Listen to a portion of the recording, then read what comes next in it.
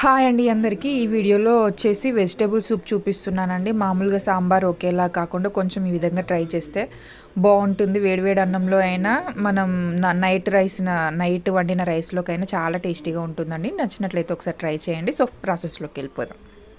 First of all oil తీసేసుకున్నాను. Oil heat అయిన తర్వాత అందులోనే జీలకర్ర అండ్ ఆవాలు 1/2 టేబుల్ స్పూన్ వరకు వేసేయండి. వేసేసిన తర్వాత అందులోనే ఎండుమిర్చి యాడ్ చేస్తున్నాను. ఎండుమిర్చి కూడా మంచిగా ఫ్రై అయిన తర్వాత మామూలుగా మనం సాంబార్కి ఏ విధంగా ప్రిపేర్ చేస్తామో సేమ్ అదే ప్రాసెస్లో చేసేసుకుంటే సరిపోతుందండి. ఆనియన్ అండ్ పచ్చిమిర్చి కూడా యాడ్ చేసేయండి. ఆనియన్ అండ్ పచ్చిమిర్చి యాడ్ చేసిన తర్వాత గ్యాస్ని మీడియం ఫ్లేమ్లో ఉంచేసేయండి.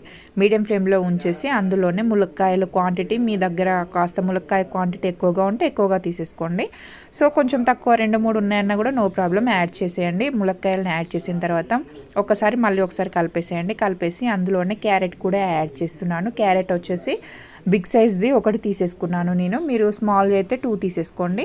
సో ఈ విధంగా యాడ్ చేసిన తర్వాత అందులోనే టమాటోస్ కూడా యాడ్ చేస్తున్నానండి. టమాటోస్ వచ్చేసి ఒక చిన్నవి 3 తీసేసుకున్నాను నేను.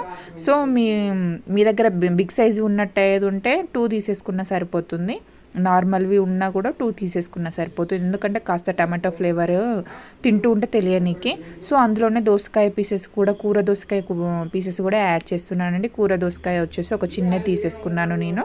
సో చిన్నదాన్ని కూడా ఈ విధంగా యాడ్ చేయండి. యాడ్ చేసేసి గ్యాస్ని మీడియం ఫ్లేమ్లో ఉంచేసి మంచిగా చక్కగా కలిపేసేసుకోండి. కలిపేసిన తర్వాత అందులోనే బెండకాయలు యాడ్ చేస్తున్నానండి. బెండకాయలు కాస్త ఎక్కువగా తినేవాళ్ళు ఉంటే ఎక్కువగా యాడ్ చేసేసుకోండి, టేస్టీగా ఉంటుంది. సో అందుకనేసి నేను ఒక 5-6 వరకు తీసేసుకున్నానండి బెండకాయలని ఈ విధంగా కట్ చేసేసుకొని ఒక దాంట్లో 2 పీసెస్ చేస్తే సరిపోతుందండి. సో ఒకసారి కలిపేసేయండి. కలిపేసేసి మంచిగా చక్కగా ఇవి ఆయిల్లో ఫ్రై అయిన తర్వాత మరీ హెవీగా ఫ్రై చేయకండి, కాస్త లైట్గా ఫ్రై అయితే సరిపోతుంది. అందులోనే కరివేపాకు యాడ్ చేస్తున్నాను. కరివేపాకు క్వాంటిటీ ఎక్కువ తీసేసుకున్నానండి. అది మరుగుతూ ఉంటే ఆ ఫ్లేవర్ మనం రైస్లో తింటూ ఉంటే చక్కగా తెలుస్తూ ఉంటుంది. సో అందుకనేసి ఈ విధంగా కాడలతో వేస్తే ఇలా మనం ఒకటేసారి ప్లేట్లో తీసేసి పక్కకు పడేయచ్చు కదా అనేసి అలా కాడలతో యాడ్ చేశాను నేను. అంటే కరివేపాకు ఇష్టం లేని వాళ్ళు పక్కకు పెట్టి తినేసే వాళ్ళు ఉంటారు కదా. సో అందుకనేసి ఈ విధంగా కరివేపాకుని కూడా ఆయిల్లో ఫ్రై చేసుకున్న తర్వాత అందులోనే పసుపు యాడ్ చేస్తున్నానండి. పసుపు పచ్చివాసన రాకుండా ఉండడానికి మిడిల్లో ఈ విధంగా మనం వేసిన వెజిటేబుల్స్ అన్నీ ఈ విధంగా సైడ్స్ కనుక్కొని మిడిల్లో పసుపు యాడ్ చేస్తున్నాను. పసుపు యాడ్ చేసి కాస్త లైట్గా వేగనివ్వండి. వేగిన తర్వాత పచ్చివాసన అనేది పోతుంది. సో ఈ విధంగా వేగిన తర్వాత ఒక్కసారి కలిపేసేయండి. పసుపు ఈ టోటల్ వెజిటేబుల్స్కి పట్టేలాగా కలిపేసుకుంటే సరిపోతుంది.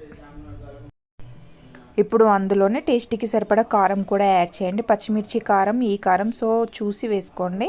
కారంని కూడా ఇప్పుడు కారం వేసిన తర్వాత మీడియం ఫ్లేమ్లో ఉంచకండి, సిమ్లో ఉంచేసేయండి. ఎందుకంటే కారం అనేది మాడిపోతుంది. కారం మాడిపోతే టేస్ట్ అనేది ఉండదు. సో అందుకనేసి సిమ్లో ఉంచేసి మంచిగా కారంని కూడా ఈ వెజిటేబుల్స్కి పట్టేలాగా కలిపేసేయండి. ఇప్పుడు అందులోనే చింతపండు రసం యాడ్ చేస్తున్నానండి. చింతపండు రసం వచ్చేసి మనం టమాటో యాడ్ చేసాం కదా, సో ఎక్కువ పుల్లగా తీసుకోకుండా చింతపండు రసం వచ్చేసి నిమ్మకాయ సైజ్ అంతా నానబెట్టేస్తే సరిపోతుందండి.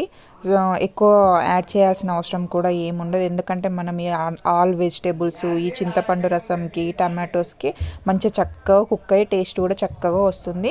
సో ఈ విధంగా తీసేసుకున్న తర్వాత మనకి ఎంత క్వాంటిటీ వరకు కావాలో ఇంట్లో ఉన్న మెంబర్స్ని బట్టి వాటర్ యాడ్ చేసేసుకుంటే సరిపోతుంది. క్వాంటిటీ ఎక్కువ కావాలా తక్కువ కావాలా అనేది ఇప్పుడే యాడ్ చేసేయండి. మరుగుతుంటే వాటర్ యాడ్ చేసామనుకోండి టేస్ట్ అనేది బాగుండదు.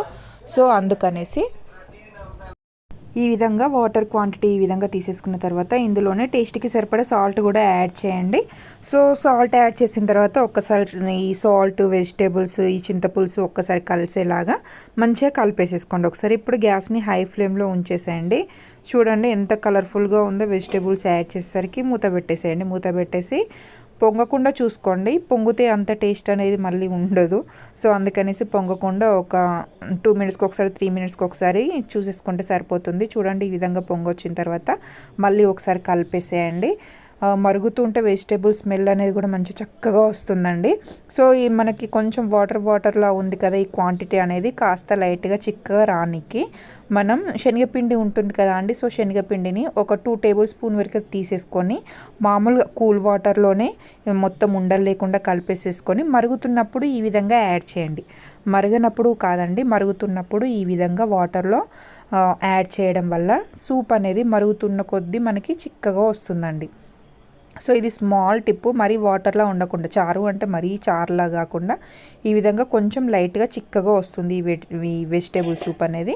సో మళ్ళీ ఒకసారి మూత పెట్టేసేయండి. మూత పెట్టేసి ఆఫ్టర్ 5 మినిట్స్ చూపిస్తున్నాను మీకు. చూడండి, ఇందాక చూసిన దానికి ఇప్పుడు చూసిన దానికి చూడండి డిఫరెన్స్ అనేది ఏ విధంగా కనిపిస్తుందో మనకి చూస్తూ ఉంటేనే తెలిసిపోతుంది కదా. చూడండి క్వాంటిటీ అనేది ఏ విధంగా చిక్కగా వచ్చిందో. టేస్ట్ మాత్రం సూపర్గా ఉంటుందండి. ఇడ్లీలోకైనా మన రైస్లోకైనా మామూలుగా చలన్నంలోకైనా చాలా టేస్టీగా ఉంటుంది. ఇంకా చలి అన్నంలోకి అయితే ఇంకా సూపర్ టేస్టీగా ఉంటుందండి. ఎందుకంటే ఇది వేడిది, అది కూల్ రైస్ కదా, సూపర్గా ఉంటుంది. సో ఇప్పుడు కొత్తిమీర యాడ్ చేయండి. కొత్తిమీర క్వాంటిటీ వచ్చేసి కాస్త ఎక్కువ తీసేసుకోండి. మెయిన్గా ఈ ముక్కల సూప్కి కొత్తిమీర యాడ్ చేయడం వల్ల ఫ్లేవర్ అనేది సూపర్గా వస్తుందండి. సో అందుకనేసి నేను కొత్తిమీర క్వాంటిటీ ఎక్కువగా తీసేసుకొని మంచిగా కొత్తిమీర ఫ్లేవర్ దీనికి పట్టేలాగా ఒక 2 మినిట్స్ హై ఫ్లేమ్లో ఉంచేసి మంచిగా మరగనిచ్చామంటే కొత్తిమీర ఫ్లేవర్ మొత్తం సూప్లోకి దిగిపోతుందండి. సూపర్ టేస్టీగా ఉంటుంది.